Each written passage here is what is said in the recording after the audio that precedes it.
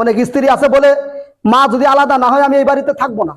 আমার বন্ধুগণ, আমি বলতে চাই যাদের মা বেঁচে আছে, খবরদার মা রে কেউ কষ্ট দিবেন না স্ত্রীর কথায়, মা রে কেউ গালি দিবেন না। কারণ ওই মা পেটের মধ্যে 10 মাস 10 দিন আপনাকে ধারণ করেছিল। এই জন্য মা যদি দোয়া করে আল্লাহ কবুল করবেন, মা যদি বরদোয়া করে সেটাও বন্দুকের গুলির আগে দোয়া পৌঁছে যাবে। এই জন্য মায়ের বরদোয়া নেওয়া যাবে না, মায়ের দোয়া নিতে হবে। মা বাপ যদি সন্তানের জন্য দোয়া বরদোয়া করে আল্লাহ কবুল করবেন। নাম্বার 3, মাজলুম ব্যক্তি। মাজলুম ব্যক্তি কারা জানেন? অন্যায় ভাবে একজনের হুদে আঘাত করে, হুদে তার সমালোচনা, হুদে দেখতে পারবে না, হুদে নাক ছিটকারবে।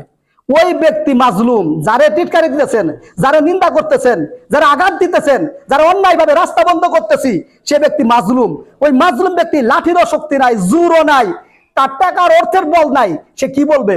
সে যখন আহ কয়ে আমার মাওলার কাছে হাত তুলিয়া বলবে, আল্লাহ, বাড়ির পাশে অমুক ব্যক্তি অনেক ধনী, আমার আঘাত দেয়, আমার কষ্ট দেয়, আল্লাহ আমার শক্তি নাই, মামলা করেও পারবো না, লাঠিরও শক্তি নাই, পিটাবে, আল্লাহ তুমি নিজে দেখো। তখন ওই মাজলুম ব্যক্তির বরদোয়ায়ে আপনি যে তার উপর জুলুম করলেন, আল্লাহ রাব্বুল আলামিন আপনাকে ধ্বংস করে দেবে। এই জন্য 3 ব্যক্তির দোয়া কবুল। 3 ব্যক্তির দোয়া কি কবুল? 1 নম্বরে ন্যায় বিচারক বাদশাহ, 2 নম্বরে মা বাপ, 3 নম্বরে মাজলুম ব্যক্তি। এই জন্য আমরা আজকের এই বয়ান থেকে শিক্ষা কে নিব? ইমান আনছি, আল্লাহ পরীক্ষা করবে বিভিন্ন মুসিবত দিয়ে। আমরা হুজুর মানুষ, আমাদেরকে দেখলে মানুষ কত টিটকারি দেয়, কত রকমের টিটকারি, একজন আরেকজনের দেই